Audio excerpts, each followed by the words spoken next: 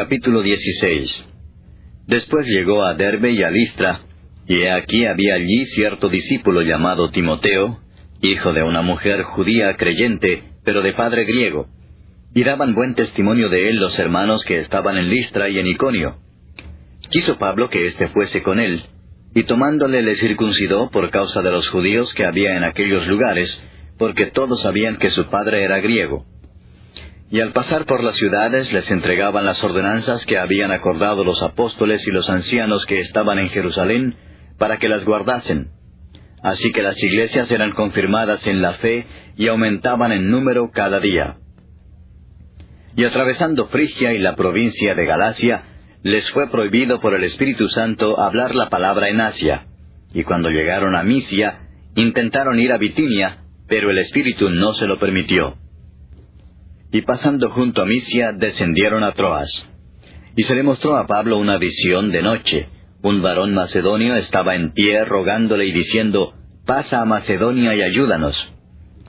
Cuando vio la visión, enseguida procuramos partir para Macedonia, dando por cierto que Dios nos llamaba para que les anunciásemos el Evangelio. Zarpando pues de Troas, vinimos con rumbo directo a Samotracia y el día siguiente a Neápolis, y de allí a Filipos, que es la primera ciudad de la provincia de Macedonia, y una colonia, y estuvimos en aquella ciudad algunos días. Y un día de reposo salimos fuera de la puerta, junto al río, donde solía hacerse la oración, y sentándonos hablamos a las mujeres que se habían reunido. Entonces una mujer llamada Lidia, vendedora de púrpura, de la ciudad de Tiatira, que adoraba a Dios, estaba oyendo, y el Señor abrió el corazón de ella para que estuviese atenta a lo que Pablo decía. Y cuando fue bautizada y su familia, nos rogó diciendo, «Si habéis juzgado que yo sea fiel al Señor, entrad en mi casa y posad», y nos obligó a quedarnos.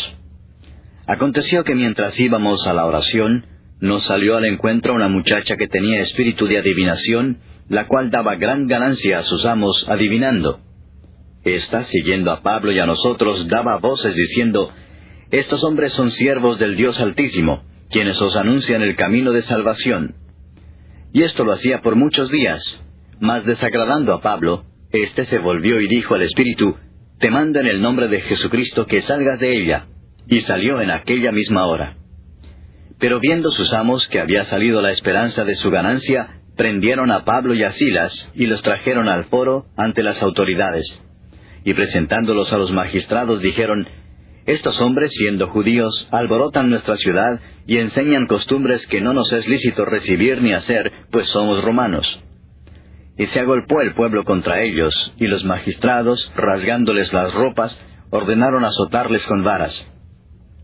Después de haberles azotado mucho, los echaron en la cárcel, mandando al carcelero que los guardase con seguridad. El cual, recibido este mandato, los metió en el calabozo de más adentro, y les aseguró los pies en el cepo. Pero a medianoche, orando Pablo y Silas, cantaban himnos a Dios, y los presos los oían. Entonces sobrevino de repente un gran terremoto, de tal manera que los cimientos de la cárcel se sacudían, y al instante se abrieron todas las puertas, y las cadenas de todos se soltaron. Despertando el carcelero y viendo abiertas las puertas de la cárcel, sacó la espada y se iba a matar, pensando que los presos habían huido. Mas Pablo clamó a gran voz diciendo, «No te hagas ningún mal, pues todos estamos aquí».